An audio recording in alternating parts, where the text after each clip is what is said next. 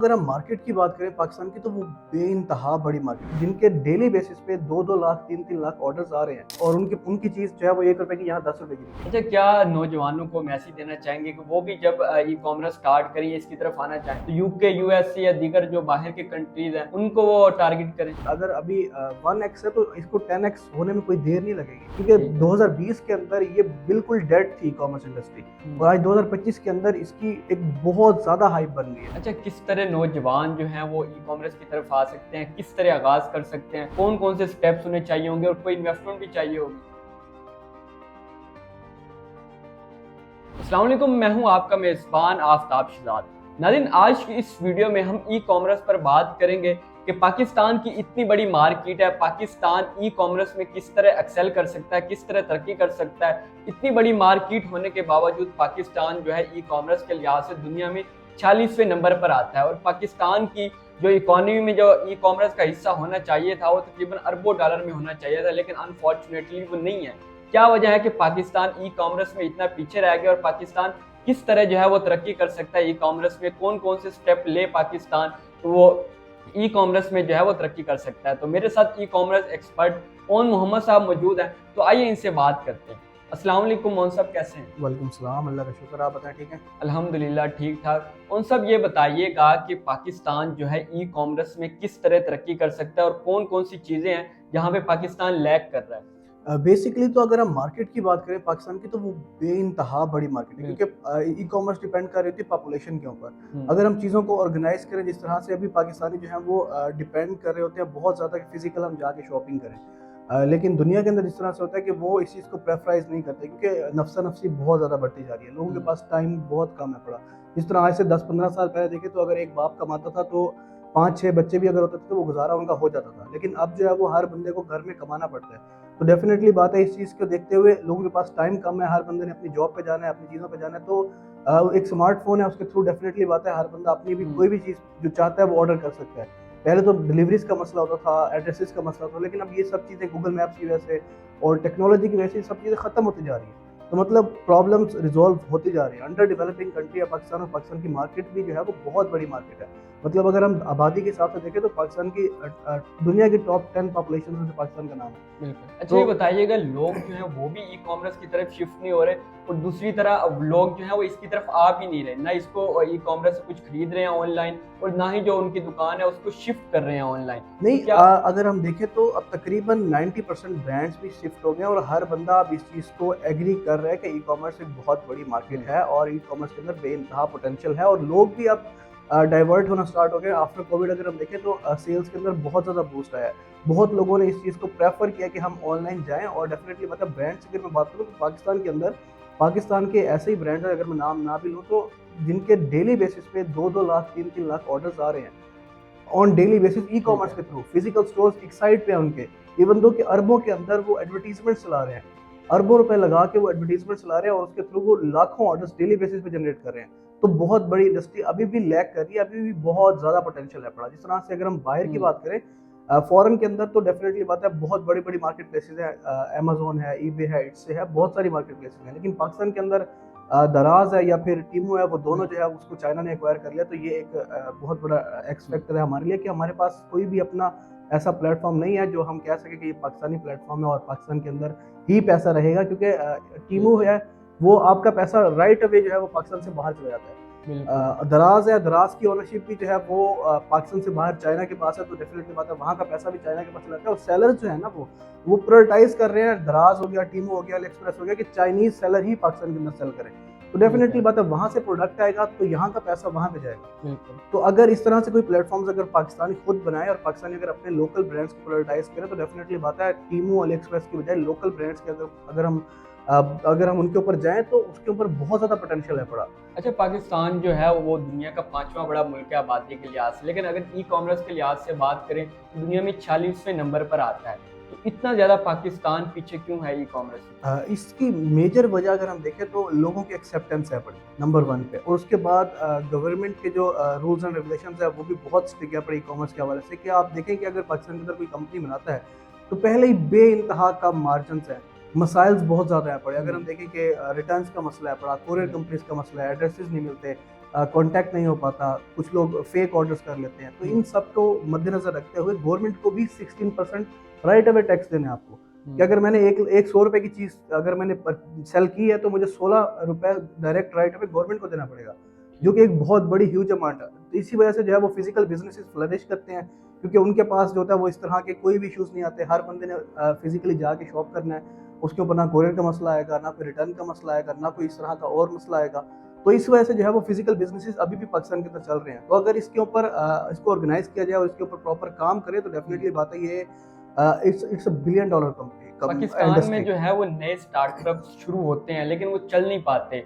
बहुत सारी ऐप्स बनी हैं जिन्होंने स्टार्ट किया। अगर हम टीमों की बात करें, वो रिसेंटली आई और वो छा गई। दराज खैर वो वैसे पुराना है। इसी तरह जो नए स्टार्टअप पाकिस्तान में आते हैं वो कामयाब नहीं हो पाते। तो क्या वजह, अगर बाहर का देखें, चाइना का आप बात करें, वो जो है वो पाकिस्तान पे राज कर रहे हैं। अब मसला यही है कि चाइना एक ह्यूज इंडस्ट्री है, वो पूरी दुनिया को सप्लाई कर रहा है। वो चाहे यूके हो, यूएसए, ऑस्ट्रेलिया हो, कनाडा हो, चाइना पूरी दुनिया को सप्लाई कर रहा है। उनकी जो चीज़ है वो 1 रुपए की है बड़ी, वो ये चीज़ें मैनेज कर सकते हैं। वो गवर्नमेंट को 16% टैक्स भी दे सकते हैं, वो बाकी सब चीज़ दे सकते हैं। लेकिन पाकिस्तान का जो लोकल सप्लायर है, बिलफर्ज अगर हम मुल्तान में बैठे हैं तो मुल्तान तक आने के लिए सबसे पहले प्रोडक्ट चाइना से आएगा कराची।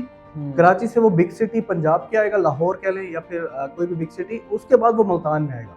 तो अगर मुझे कोई बल्क की बजाय मुझे अगर कोई 100 पीस 200 पीस लेने हैं तो डेफिनेटली बात है वो 4-5 बंदों की परसेंटेज उसके अंदर ऐड होगी और उसके बाद वो प्रोडक्ट मुझे यहाँ पे मिलेगा। उसके बाद अगर उसमें ऑनलाइन सेल करने जाऊँगा तो डेफिनेटली बात है उस पर ऐड कॉस्ट आएगी, डिलीवरी कॉस्ट आएगी, फर्दर कॉस्ट आएगी। तो ये इतनी सारी कॉस्ट अगर हम ऐड करते हैं तो डेफिनेटली बात है पाकिस्तानी जो लोकल सप्लायर कह लिए, लोकल जो भी बंदा ई कॉमर्स स्टार्ट कर रहा होता है वो फ्लरिश कर ही नहीं सकता है। मेजर मसला यहीं पे आ जाता है कि अगर हम चाइना से 1 रुपए की चीज़ लेते हैं तो लोगों के उसके ऊपर पैसे ऐड होते होते वही चीज़ यहाँ पे हमें 7 रुपए की मिल रही होती है। अब 7 रुपए के अंदर हमें रिटर्न भी मैनेज करने हैं, उसको 10 का बेचना है, क्योंकि 10 का कस्टमर तो किसी का भी नहीं है ना, उसको तो 10 रुपए की चीज़ 10 रुपए में ही चाहिए ना। अब ये तो नहीं होगा कि मैं कहूँ कि जी मैं लोकल सप्लायर हूँ, मैं पाकिस्तानी हूँ, तो आप मेरे से 10 वाली चीज़ 15 की ले लो, ऐसा तो नहीं होगा। तो वो इस चीज़ को एडजस्ट कर पाते हैं चाइनीज़, क्योंकि उनकी चीज़ 1 रुपए की है, उन्होंने डायरेक्ट 1 रुपए की भेजनी है और उनकी चीज़ जो है वो 1 रुपए की यहाँ 10 रुपए की बिकेगी। अच्छा, एज अ बायर मेरा आपसे सवाल है कि जब हम कोई भी चीज़ ऑनलाइन खरीदते हैं तो हमें पिक्चर्स में बहुत अच्छी लग रही होती है और हम कहते हैं यार ये इतनी कम प्राइस में इतनी अच्छी चीज़ दे रहे हैं और हम फट से ऑर्डर कर देते हैं, और जब वो हमारे पास आती है तो हम देख के हैरान रह जाते हैं कि ये है क्या, और हम भी रख देते हैं, इस्तेमाल ही नहीं करते। हाँ, तो ये क्या वजह है? इस तरह की चीज़ें माजी के अंदर तो बहुत ज़्यादा हुआ करती थी, लेकिन अब जो है वो ये चीज़ें काफ़ी कम हो गई है, क्योंकि पहले ऑनलाइन को एक मजाक समझा जाता था या फिर ऐसा समझा जाता कि ऑनलाइन के कस्टमर्स वो कस्टमर्स होते हैं कि जिनके पास बेइंतहा पैसा है, वो इन चीज़ों को इजीली परचेज कर सकते हैं। लेकिन अब ऐसा नहीं होता। अब आप भी ऑर्डर करते होगे, मैं भी ऑर्डर करता हूँ, इवन दो कि वो बंदा जिसकी 20,000 तनख्वाह है वो भी ऑनलाइन कोई ना कोई चीज़ें मंगवाता है। तो ये चीज़ अल्टीमेटली ये चीज़ स्विच तो होनी है ना।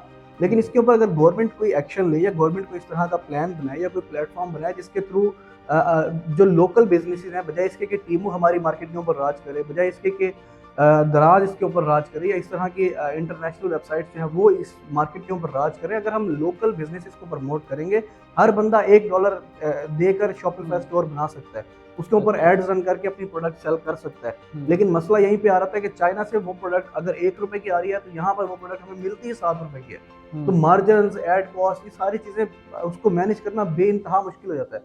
तो अगर इस तरह से अगर कोई प्रॉपर सेटअप बने जिसके तहत प्रॉपर वेयर हाउसेज बने या फिर इन ऐप्स को ही रेगुलेट कर दें कि आपने अपने वेयर हाउसेज यहाँ पे बनाने हैं, और जिससे अल्टीमेटली जॉब्स क्रिएट होंगी। अभी सिर्फ और सिर्फ ये होता है कि पैकेज वहाँ से पैक होके आता है और डायरेक्ट आपके घर डिलीवर हो जाता है। तो बजाय इसके कि वो अगर बल्क के अंदर क्वांटिटी अगर अपने वेयर हाउसेज टीमू यहाँ पर बनाएगा तो जाहिर सी बात है कि पैकेजिंग के लिए भी स्टाफ चाहिए होगा, उसको शिप करने के लिए भी स्टाफ चाहिए होगा, वेयर हाउस के वर्कर्स भी होंगे, तो डेफिनेटली बात है जॉब्स एटलीस्ट क्रिएट होंगे। अभी तो ये होता है कि वेयर हाउसेज वहीं पे हैं, वहाँ पे एक बना बनाया पैकेज होता है जो एक कोरियर कंपनी के थ्रू आपके घर पर पहुँच जाता है। तो अगर इस तरह से रेगुलेट गवर्नमेंट करेगी तो डेफिनेटली बात है इसके बेटर रिजल्ट। मुझे अपने बारे में भी थोड़ा सा बताइएगा कि आप किस तरह वर्क कर रहे हैं और किस तरह आप जैसे जो यंगस्टर्स हैं वो कंट्रीब्यूट कर सकते हैं। हाँ, अब अगर मैं अपनी बात करूँ तो मैं कर रहा हूँ यूएस और यूके की मार्केट के अंदर सेम काम। पाकिस्तान के अंदर भी मैं कर सकता हूँ, क्यों नहीं कर पाता, क्योंकि इतने सारे प्रॉब्लम्स हैं पड़े। और आउटपुट की अगर हम बात करें तो वहाँ पे अगर हम यहाँ पे बिलफर्स बहुत ज़्यादा एफर्ट कर लेंगे तो 1 से 1.5 लाख रुपए हम बना सकते हैं, लेकिन वहाँ पे ये सिर्फ और सिर्फ $500 है। तो हमने सेम एफर्ट्स अगर वहाँ पुट करनी है तो वहाँ हम जो है वो थाउजेंड्स ऑफ डॉलर्स बना सकते हैं सिंगल अकाउंट से। तो हमारे क्लाइंट्स होते हैं, हम क्लाइंट्स के थ्रू वर्क करते हैं, उनकी पार्टनरशिप है, उनका ये होता है कि उनके सिर्फ बैंक अकाउंट्स यूज़ हो रहे होते हैं या उनके अकाउंट्स यूज़ हो रहे होते हैं और हम यहाँ पर एज अ वर्चुअल असिस्टेंट काम करते हैं और जिसके थ्रू जो है वो पार्टनरशिप के ऊपर हम जो है वो बेसिकली काम करते हैं। तो ये हमारा मॉडल है और वहाँ पे ये है कि डिलीवरीज का इशू नहीं है, वहाँ पे एक ऑर्गेनाइज सिस्टम है, तो ज़्यादा हमें खपत नहीं करनी पड़ती, किसी से लड़ना नहीं पड़ता। यहाँ पे कोरियर कंपनीज आपको तंग करती हैं, कोरियर कंपनीज आपके पैसे नहीं देती हैं आपको। अगर आप छोटे सेलर हो तो डेफिनेटली पता है आपसे ज़्यादा वो बातचीत नहीं करते, आपके प्रॉब्लम्स रिजॉल्व नहीं करते। लेकिन वहाँ पे अगर आप छोटे सेलर भी हो, बल्कि छोटे से छोटे सेलर भी हो, तब भी आपकी उतनी वैल्यू है जितनी बड़े से बड़े सेलर की है। तो इस चीज़ को वो प्रायोरिटाइज करते हैं। इसकी वजह से ये है कि उनकी मार्केट बेहतरीन है, ऑर्गेनाइज्ड है और वहाँ पे काम करने का मज़ा आता है, ईजी भी होता है काम करना। तो मेनली वजह यही है कि वहाँ पे मल्टीप्लाई बाय 300 हो रहा होता है डॉलर्स या पाउंड हो रहा है तो मल्टीप्लाई बाय 365 हो रहा होता है, तो वो एक ह्यूज अमाउंट बन जाती है। अच्छा, क्या नौजवानों को मैसेज देना चाहेंगे कि वो भी जब ई कॉमर्स स्टार्ट करें इसकी तरफ आना चाहें तो यूके, यूएसए या दीगर जो बाहर के कंट्रीज हैं उनको वो टारगेट करें? नहीं, देखिए हमने स्टार्ट किया था आज से 5 साल पहले, तब हमें क्लाइंट्स मिलना आसान हो गया था। तब पाकिस्तान के अंदर मार्केट थी ही नहीं, पाकिस्तान के अंदर काम होता ही नहीं था। तब तो नियर टू इम्पॉसिबल था ना। लेकिन अब अपॉर्चुनिटीज आती जा रही हैं। अगर कोई ई कॉमर्स करना चाह रहा है तो वो पाकिस्तान के अंदर कर सकता है। मैं ऐसे भी लोगों को जानता हूँ जो पाकिस्तान के अंदर बैठे हुए 6 डिजिट को हिट कर रहे हैं इजीली। और अगर वो ये सोचेंगे कि हमने सिर्फ बाहर ही करना है तो क्लाइंट्स मिलना अब बहुत मुश्किल हो गया है। क्लाइंट्स के साथ एंगेज करना, अगर आपके कोई रिलेटिव्स हैं, कोई फ्रेंड्स हैं वहाँ पे, फिर तो आप गो अहेड, फिर तो आप जा सकते हो। लेकिन अगर नहीं है तो आपके पास बहाना आपको ही नहीं रहा। उस टाइम पे था बहाना कि यार उस टाइम बिल्कुल कम ऑडियंस थी, लेकिन अब बहुत ज़्यादा ऑडियंस जो है वो ऑनलाइन पे शिफ्ट हो गई है। तो अब पाकिस्तान के अंदर रहते हुए पाकिस्तान की ई कॉमर्स इंडस्ट्री के अंदर काम हो सकता है, काम कर सकते हैं। आप अगर स्टार्ट में 1-2 साल एफर्ट पुट करें तो आप एक अच्छे रिजल्ट्स भी जनरेट कर सकते हैं। क्योंकि मैंने आपको स्टार्ट में भी एग्जांपल दी कि 2-2 लाख, 3-3 लाख ऑर्डर एक ब्रांड का भी आ रहा है। तो पोटेंशियल है पड़ा। अगर आप और अच्छा काम करेंगे, अगर आप सही काम करेंगे, आपके कस्टमर को प्रोडक्ट मिलेगा, आप कुछ आटा दिखा के चीनी नहीं भेजेंगे, तो डेफिनेटली बात है आपको ऑर्डर्स भी आएंगे, आपकी ब्रांड वैल्यू भी बनेगी। और पाकिस्तान के अंदर ऐसे ब्रांड्स मौजूद हैं जो ई कॉमर्स से बेइंतहा पैसा कमा रहे हैं। ठीक है। अच्छा, किस तरह नौजवान जो हैं वो ई कॉमर्स की तरफ आ सकते हैं, किस तरह आगाज कर सकते हैं, कौन कौन से स्टेप्स उन्हें चाहिए होंगे और कोई इन्वेस्टमेंट भी चाहिए होगी? देखें, स्टेप्स तो बेसिक हैं पड़े कि पाकिस्तान के अंदर इंस्टीट्यूशंस तो हैं नहीं। अगर आप कहेंगे किसी यूनिवर्सिटी में जाके आप सीख लेंगे तो ऐसा तो पॉसिबल नहीं है। सीखना तो आपको खुद ही पड़ेगा और यूट्यूब पे, गूगल पे ऐसे प्लेटफॉर्म्स मौजूद हैं जहाँ पर लोग सिखा रहे हैं, आपको बता रहे हैं और आप लोग वहाँ से सीख सकते हो। लेकिन ये कोई बहुत बड़ी बात नहीं है, इसके अंदर कोई रॉकेट साइंस नहीं होती है। जिस तरह आप एज अ बायर कोई चीज़ परचेज करते हो, एज अ सेलर आप वैसे ही कोई चीज़ बेच सकते हो। फंडा सिंपल सा होता है कि आपने कस्टमर को सेटिस्फाई करना है। अगर आप उसको सेटिस्फाई नहीं करोगे तो डेफिनेटली बात है वो मार्केट प्लेसेस है, वो चाहे आपका शॉपिफाई स्टोर है, चाहे कोई दराज पे आपने अकाउंट बनाया या किसी और मार्केट प्लेस पे अकाउंट बनाया, तो वो आपका तभी अकाउंट उठता है जब आप कोई फ्रॉड करने की सोचते हो, आपका कस्टमर सेटिस्फाई नहीं होता, क्योंकि कस्टमर इज ऑलवेज राइट। पूरी दुनिया के अंदर इसी रूल के ऊपर इंप्लीमेंट होता है कि कस्टमर आपका राइट पे है। तो आपने कस्टमर को सेटिस्फाई करना है, आप स्टार्ट लें, आप ऑनलाइन सीखें, आप कोर्सेज ले लें, तो बहुत मतलब बहाना कोई नहीं। अगर आप 1 साल नहीं कमाएंगे तो दूसरे साल आप पिछले 2 सालों की कसर पूरी कर लेंगे। इसके अंदर यह है कि लर्निंग है बड़ी, आपके कोई रटे रटाए कोर्सेज नहीं है, आपको कोई डिग्री नहीं दे रहा कि आपने यही डिग्री करनी है उसके बाद आप ई कॉमर्स कर सकते हैं। कोई भी बंदा ई कॉमर्स कर सकता है। अगर आपकी कोई शॉप है तो आप उसका फेसबुक पेज बना लें, उसका आप इंस्टाग्राम पेज बनाएं, उसकी आप कंटेंट डेली बेसिस पे जनरेट करें, तो डेफिनेटली बात है ऑर्डर्स आएंगे। और पाकिस्तान के अंदर बेइंतहा ब्रांड्स हैं इस तरह के जिन लोगों ने वीडियोस के थ्रू जो है वो बिलियंस रुपीस कमा लिया है, मिलियंस भी नहीं। अच्छा। सिर्फ इसी प्लेटफॉर्म्स के थ्रू कि आपने सोशल मीडिया के ऊपर अपने ब्रांड्स को एंडोर्स किया, आपने अपना प्रॉपर एक ब्रांड बनाया। मैं टिकटॉकर्स की बात करूँ, इन्फ्लुएंसर्स की बात करूँ, तो इनके अपने अपने ब्रांड्स हैं पड़े। तो ये लोग बहुत ज़्यादा पैसा कमा रहे हैं क्योंकि बेइंतहा मार्जिन है पड़े, सब कुछ है पड़ा। लेकिन अगर आप लोग स्टार्ट लेते हैं और ये सोचे बगैर स्टार्ट लेते हैं कि ये ओवरनाइट सक्सेस है, ओवरनाइट सक्सेस नहीं है ये। अच्छा, फ्यूचर क्या देखते हैं पाकिस्तान में ई कॉमर्स का? कितनी जल्दी पाकिस्तान जो है बिल्कुल ई कॉमर्स में शिफ्ट हो जाएगा? फिजिकली हम शॉपिंग नहीं करेंगे, हम ऑनलाइन ही करेंगे और हमारे नौजवान उस तरह शिफ्ट हो जाएंगे? हाँ, ये अब आने वाली जनरेशन जो है, जिस तरह से हम लोग यंग हैं पड़े, तो अगले 5-10 सालों के अंदर ई कॉमर्स के ऊपर एक बहुत बड़ा तबका जो है वो स्विच होगा। डेफिनेटली बात है कि अब हम लोग प्रेफर कर रहे हैं, हमारी जो नेक्स्ट जनरेशन है, हमारे जो जूनियर्स हैं पड़े, वो लोग इसके ऊपर जो है वो हाईली प्रेफराइज कर रहे हैं कि अब वो लोग नहीं जाना चाहते बाहर। नहीं वो उनके पास इतना टाइम कि वो बाहर जाएं शॉपिंग करें कि शॉप के अंदर जाएं, बजाय इसके कि वो अपना स्मार्टफोन खोलें, वो जो है वो अपनी प्राइसेस भी चेक कर सकते हैं, ब्रांड्स के साथ कंपैरिजन भी कर सकते हैं। ईच एंड एवरीथिंग उनके लिए अब पॉसिबल है पड़ी। तो ये अगले 5-10 सालों के अंदर अगर अभी 1x है तो इसको 10x होने में कोई देर नहीं लगेगी, क्योंकि ठीक है। 2020 के अंदर ये बिल्कुल डेड थी ई कॉमर्स इंडस्ट्री, और आज 2025 के अंदर इसकी एक बहुत ज़्यादा हाइप बन गई है, और 2030 तक मैं इसको देख रहा हूँ कि ये 10x भी जा सकती है। अच्छा। क्योंकि जिस तरह से ये स्पीड पकड़ रही है, हर बंदा, हर इदारा, हर शख्स जो है वो ई कॉमर्स पर स्विच कर रहा है। पहले लोग इवन दो के सोशल मीडिया इन्फ्लुएंसर्स को देख लें, आप टिकटॉकर्स को देख लें, जिन लोगों को प्रेफराइज नहीं करते थे, लेकिन आज ये लोग जब दुनिया के सामने आया, जब उनका आप कह लें कि इन्फ्लुएंस दुनिया के सामने आया, तो हर ब्रांड, हर बंदे ने इस चीज़ को एक्सेप्ट किया। चाहे वो यूट्यूबर है, चाहे वो इन्फ्लुएंसर है, आज से 5 साल पहले उनको अच्छा नहीं समझा जाता था, लेकिन आज आप देख लें कि उनके मिलियंस में फॉलोअर्स हैं पड़े, लोग वो बहुत ज़्यादा पैसा भी बना रहे हैं, और बहुत ज़्यादा अपने आप को एंडोर्स भी कर रहे हैं। तो अब हर बंदा यूट्यूबर बनना चाहता है। बहुत शुक्रिया उन सब। अच्छा, आखिर में कोई मैसेज देना चाहे ऑडियंस को? मैसेज मेरा यही है कि आप लोग स्टार्ट लें। मेन चीज़ ये है कि आपने स्टार्ट लेना है, बजाय इसके कि आप ये सोचें कि यार मैं डिग्री करूँगा, उसके बाद मैं पाकिस्तान से बाहर जाऊँगा, देन मैं वहाँ जाके आपको वहाँ जाके सर्वर की, वेटर की और क्लीनिंग की, सिक्योरिटी की यही जॉब्स मिलनी है। आप यही जॉब्स अगर पाकिस्तान में करेंगे ना, और उसके साथ-साथ आप अगर कोई ई-कॉमर्स सीख लेंगे या कोई डिजिटल स्किल सीख लेंगे, बजाय इसके कि आप किसी फॉरेन कंट्री में जाके यही और जॉब्स करें, आप पाकिस्तान में भी ये और जॉब्स कर सकते हैं। अगर आप इस चीज़ को अच्छा समझें कि पाकिस्तान में आपको चाहिए कमिश्नर की जॉब, और वही बंदा अगर पाकिस्तान से बाहर जाता है तो उसको वहाँ पर सिक्योरिटी की जॉब एक्सेप्टेबल होती है उसके लिए। तो ये एक बहुत बड़ा डिफरेंस है, बजाय इसके कि आप स्टेप लें। आप लोग ये सोचते हैं कि हमने पाकिस्तान से बाहर जाना है, अगर आप लोग ये स्टेप लेंगे और अगर आप ये समझेंगे कि भाई अगर हम कुछ एफर्ट लगाएं, कुछ टाइम लगाएं, क्योंकि आप एजुकेशन को भी अगर देखें तो तकरीबन 16 साल 18 साल आप लोग एजुकेशन लेते हो, और उसके बाद आपकी डिग्री की कोई वैल्यू नहीं होती। तो बजाय इसके कि आप 16-18 साल एजुकेशन लें, मैट्रिक के बाद अगर आप कोई स्किल सीख लें और उसके ऊपर 4 साल लगा लें, तो डेफिनेटली बात है आप एक अच्छे पैसे बनाएंगे। Thank you.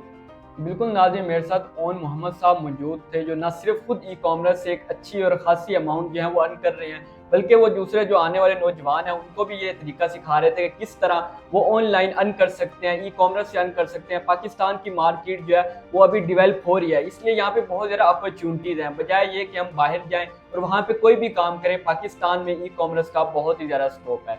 तो इसी के साथ अपने मेज़बान आफ्ताब शहजाद को दिए इजाज़त। अल्लाह निगहबान।